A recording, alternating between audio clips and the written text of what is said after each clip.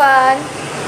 কেনেকুৱা সবৰে ভালনে মই সৈনিকা বুৰে আপোনালোকক পুনৰবাৰ স্বাগতম জনাইছো মোৰ ইউটিউব চেনেল সিবি আসামিজ গাৰ্ললৈ আজি আছো মই থিয়েটাৰ হলত আৰু থিয়েটাৰ হললৈ আহিছো আমাৰ নাটকৰ ৰিহাৰ্সেল কৰিবলৈ আৰু সেই কেনেকৈ আমি নাটকৰ ৰিহাৰ্সেল কৰিছো কেনেকৈ নাটকখন হ'ব তাৰে কিছুমান সৰু সৰু ভিডিঅ' বনাই মই এই ভিডিঅ'টো বনাইম আৰু এই ভিডিঅ'টো আপোনালোকে চাই ভাল পাব বুলি আশা ৰাখিলো কিন্তু কথাখিনি ক'লেই নহ'ব আপোনালোকক ভিডিঅ'টো ভালদৰে দেখুৱাবলৈ চেষ্টা কৰিম আৰু আশা কৰোঁ আপোনালোকে ভাল পাব তেন্তে বলক পলম নকৰোঁ আজিৰ ভিডিঅ'টো আৰম্ভ কৰোঁ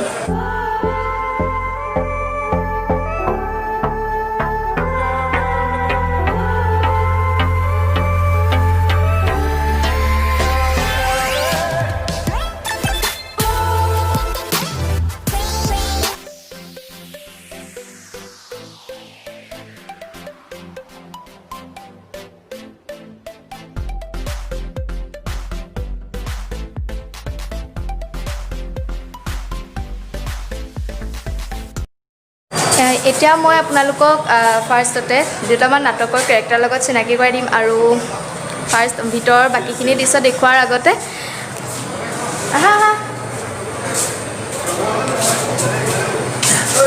এটা হৈছে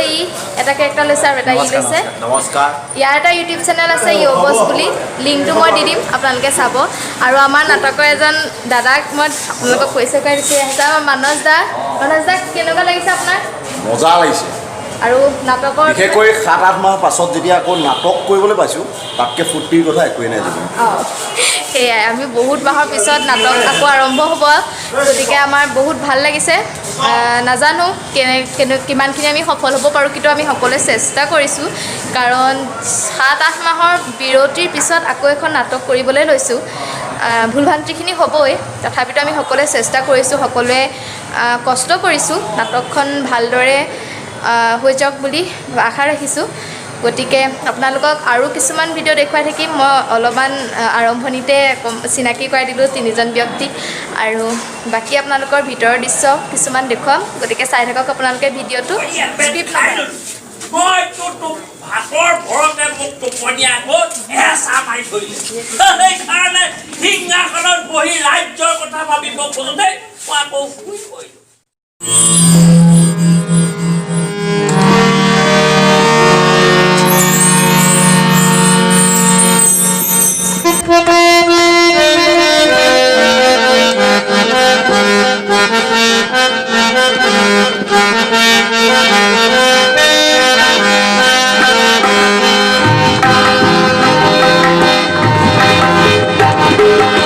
এতিয়া মই আপোনালোকক চিনাকি কৰাই দিম আমাৰ সেই নাটকখনৰ নাট্যকাৰৰ লগত আৰু সেয়া হৈছে আমাৰ শ্ৰদ্ধাৰ ডক্টৰ অৰূপ বৰঠাকুৰ ছাৰ নমস্কাৰ ছাৰ আপোনাৰ এই নাটকখন লিখাক লৈ কি কল্পনা আছিলে আৰু কিমানখিনি মানে আপোনাৰ যি মনোভাৱ লৈ আপুনি লিখিছিলে কিমানখিনি আগবাঢ়িছে বুলি ভাবিছে নাটকখনৰ এতিয়া মই আখৰা সম্পূৰ্ণ চোৱা হোৱাই নাই কিন্তু যিটো আখৰা দেখিছোঁ সেই আখৰা মতে নাটকখন ভাল হ'ব বুলি আশা কৰিব পাৰি নতুন ল'ৰা ছোৱালীখিনিয়েও বৰ নিষ্ঠাৰে কৰিছে সময় অৱশ্যে অলপ কম হৈছে আখৰাৰ কিন্তু মই আশা কৰিছোঁ সকলোৰে শুভেচ্ছা জনাইছোঁ নাটকখন ভাল কৰিব লাগিব যিহেতু আগতে এখন বৰ সফল প্ৰযোজনা কেইবাটাও হৈ গৈছে সেইকাৰণে আশা কৰিছোঁ নতুনখিনিৰ লগতে পুৰণিখিনিৰ সহযোগিতাৰে নাটকখন ভালদৰে উপস্থাপন কৰিব পৰা হ'ব ছাৰ শুনিবলৈ পাইছোঁ এই নাটকখন মানে বহুত পুৰণি নাটক আৰু এখন আপোনালোকৰ প্ৰথম এখন কেতিয়া মানে মঞ্চায়ন হৈছিলে এখন প্ৰথম বোধ কৰোঁ 92-93 চনমানতে মঞ্চায়ন হৈছিলে আৰু সেই সময়ত এই নাটকখনৰ নাম আছিলে অজান্তি মুলুকৰ ৰজা তাৰপিছত পৰৱৰ্তী সময়ত 2000 চনৰ আগতে ইয়াক আৰু অলপ সংবৰ্ধিত কৰা হ'ল আৰু 2-এটা চৰিত্ৰ সংযোজনো কৰা হ'ল অলপমান ষ্ট্ৰাকচাৰটো বদলি কৰা হৈছিলে তেতিয়া অজান্তি মুলুকৰ সাধু কৰা হ'ল আৰু এই যিটো নেৰেশ্যনৰ যিটো ফৰ্মেট এই ফৰ্মেটটো আগতেও আছিলে কিন্তু আগতে ইমান ইলাবৰেট নাছিলে তাৰমানে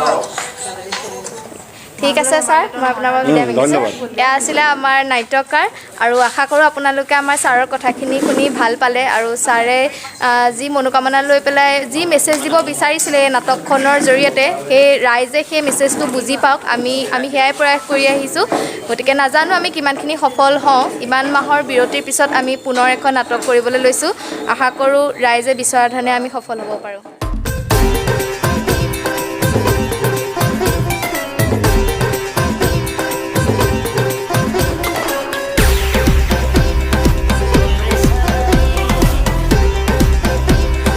এতিয়া আমাৰ নাটকৰ বয়সস্থ ৰোল কৰা এগৰাকী বাক মই আপোনালোকক চিনাকি কৰাই দিম এয়া হৈছে অন্তৰা বা নমস্কাৰ তোমাৰ ৰোলটো কি মোৰ ৰোলটো হৈছে এগৰাকী বৃদ্ধা গাঁৱৰ আৰু নাটক কৰিবলৈ পাই কেনেকুৱা লাগিছে নাটক কৰিবলৈ পাই ভাল লাগিছে ইমান দিনৰ পেণ্ডেমিকৰ পিছত যিহেতু নাটক কৰিবলৈ পাইছোঁ খুব ভাল লাগিছে আৰু এইফালেও বহি আছে এগৰাকী বা আৰু এগৰাকী ভণ্টি মই বা এগৰাকীক চিনাকি কৰাই দিছোঁ ৰ'ব চিনি পাবও পাৰে কিন্তু এয়া হৈছে আমাৰ দৰ্শনা বা হাই বায়ে কি কেৰেক্টাৰ কৰিছা মই গাঁৱৰ প্ৰজা আৰু গাঁৱৰ মানে প্ৰজাবোৰৰ কিছুমান দুখ থাকে সেই দুখবোৰৰ এটা মানে আমাৰ চিন আছে আমি সকলোৱে মানে ৰজালৈ অপেক্ষা কৰি থাকিম ৰজা শুই থাকে আপোনালোকে আহিব নাটকখন চাব গম পাব অজান্তিমূলকৰ ক্ষেত্ৰত তাৰিখটো 7 আৰু 8 November Jorhat theatre production Jorhat theatre হলত হ'ব ইমান দিনৰ মই নাটক কৰিবলৈ পাই কেনেকুৱা লাগিছে একেবাৰে মানে আশা কৰা নাছিলোঁ যে এইটো বছৰত আমি নাটক কৰিবলৈ পাম সেইটো আচলতে আমাৰ কাৰণে নাট্যপ্ৰেমীসকলৰ কাৰণে এটা ভাল খবৰ যে আমি নাটক কৰিম পুনৰ নাটক কৰিবলৈ পাইছোঁ আৰু আমি এইটোৰ লগতে অসম চৰকাৰক বা এনেকৈ প্ৰশাসনক আমি ধন্যবাদ জনাব লাগিব যে তেওঁলোকে আমাক সুবিধা কৰি দিছে যে নাটক কৰিব পাৰিব বুলি কিন্তু তথাপিও ইয়াত সীমিত আসনৰ সংখ্যা যথেষ্ট সংখ্যক মানুহক ইয়াত আহিবলৈ দিয়া নহ'ব আগতে যিটো মানে যেনেধৰণে হয় ধৰক এটা হল ফুল হৈ থাকে তেনেকৈ মানুহ আহে এতিয়া নাজানো আমি কিমান মানুহ হ'ব কিন্তু ভাল লাগিছে আমি যে কৰিবলৈ পাইছোঁ আৰু নাট্যপ্ৰেমীসকলৰ বাবে এটা সুখবৰ আৰু আশা কৰিছোঁ নাটকখন আপোনালোকে চাবলৈ আহিব গতিকে বায়ে কথাখিনি ক'লেই আমি কম সংখ্যক মানুহৰ সন্মুখতহে আমি নাটকখন কৰিম আৰু বাকীখিনি সদস্যসকলৰ লগতো চিনাকি কৰাই দিম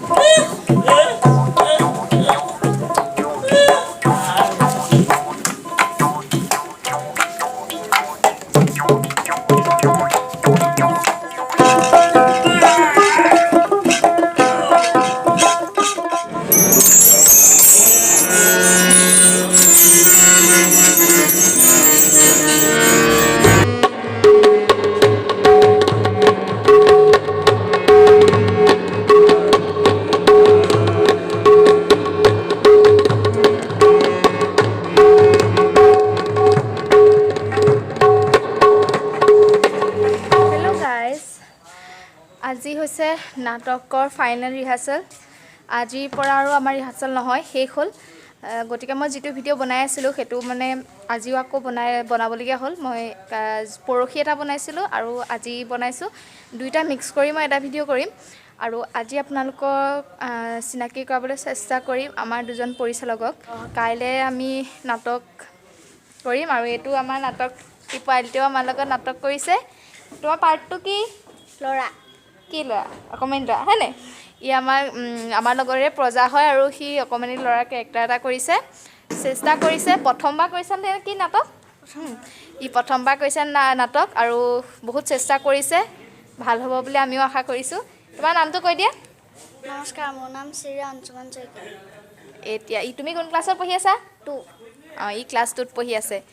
ঠিক আছে মই বাকীকেইজনৰ লগত আপোনাক চিনাকি কৰাই দিবলৈ চেষ্টা কৰিম এয়া হৈছে আমাৰ নাটকৰ ৰজা সিংহাসন বিচনী আৰু কিছুমান আছে কেতিয়া দেখুৱাই নিদিওঁ আৰু খালী হৈ আছে বৰ্তমান কোনো নাই আহিবহে আৰু আমাৰ নাটকৰ কাৰণে 50% মানুহকে দিছে কাৰণ আমাৰ ইয়াত 100% মানুহ বহিবলৈ দিয়া নাই আৰু পৰিস্থিতিলৈ লক্ষ্য কৰি 50% মানুহলৈ আমি নাটক কৰিম আৰু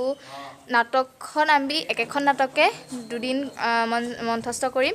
আৰু 7 আৰু 8 তাৰিখে আৰু মই ভিডিঅ'টো কেতিয়া দিম মানে ঠিক হোৱা নাই কাৰণ মই এডিট কৰিবলৈও আছে সময় যদি পাৰোঁ তেতিয়া কাইলৈ দিনতে দি দিম আৰু চেষ্টা কৰিম কাইলৈ দিনতে দিবলৈ আৰু আজি ৰাতি বহুত ৰাতি নহ'লে যদি আজি ৰাতিও পাৰোঁ তেতিয়া মই যদি 11টা বজাৰ ভিতৰত হয় তেন্তে আজি ৰাতিও দিবলৈ চেষ্টা কৰিম এডিট কৰাৰ ওপৰত কথা এতিয়া মই আপোনালোকক পৰিচয় কৰাই দিম আমাৰ নাটকখনৰ দুজন পৰিচালকৰ লগত। এয়া হৈছে ঈশানজ্যোতি শৰ্মা আৰু এয়া হৈছে দিগন্ত হাজৰিকা ছাৰ। এই দুজনে আমাক নাটকখন পৰিচালনা কৰিছে, বহুত কষ্ট কৰিছে আমাৰ লগত আৰু তেওঁলোকেও নিজে নিজে এটা চৰিত্ৰ লৈছে। ঈশান দা, আপোনাৰ চৰিত্ৰটো? মই নাটকখনৰ ৰজাৰ চৰিত্ৰ এটা ৰূপায়ণ কৰিব লৈছোঁ। আৰু দিগন্ত দাই? মই পাৰিষদৰ চৰিত্ৰ এটাত অভিনয় কৰিছোঁ। আৰু এনেকুৱা এখন নাটক পৰিচালনা কৰিবলৈ পাই আপোনালোকৰ কেনেকুৱা লাগিছে? আচলতে যোৰহাট থিয়েটাৰ 125 বছৰীয়া ঐতিহ্যমণ্ডিত এটা অনুষ্ঠান, য'ত অসমৰ বহু সংখ্যক বৰেণ্য শিল্পীয়ে ইয়াত নাট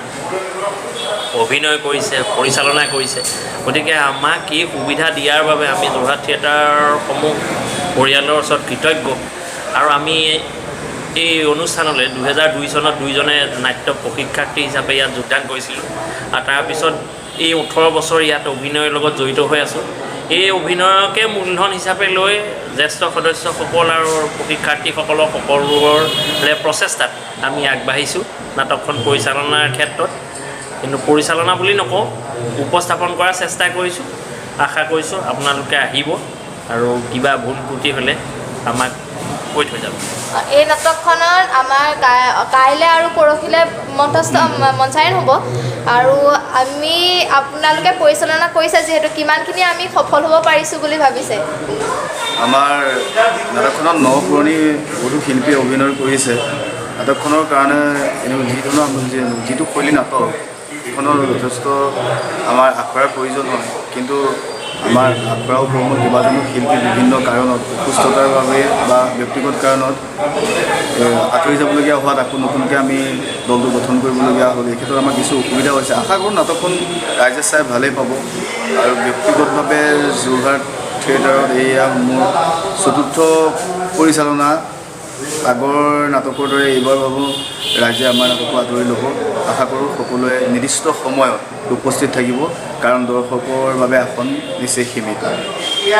এয়াই আছিলে আমাৰ নাটকৰ দুজন পৰিচালক আৰু আশা কৰোঁ আপোনালোকে আমাৰ নাটকখন চাবলৈ আহিব অহা 7 আৰু 8 নৱেম্বৰ, অৰ্থাৎ কাইলৈ আৰু পৰহিলৈ সন্ধিয়া আৰু আহি থিয়েটাৰ হলত আমাৰ এই নাটকখন উপভোগ কৰক। কিন্তু আসনৰ সংখ্যা তেনেই সীমিত, কাৰণ আমাৰ 50% মানুহক লৈ নাটকখন কৰিবলৈ দিছে। 7 তাৰিখে 50% আৰু 8 তাৰিখে 50%। গতিকে আপোনালোকে সোনকালে আহিব, আহি আমাৰ পাছবিলাক ক্ৰয় কৰিব, কৰি লৈ পেলাই আপোনালোকে নাটকখন উপভোগ কৰিব পাৰিব। গতিকে আজি মই মোৰ এই ভিডিঅ'টো ইমানতে সামৰণি মাৰিছোঁ। ধন্যবাদ।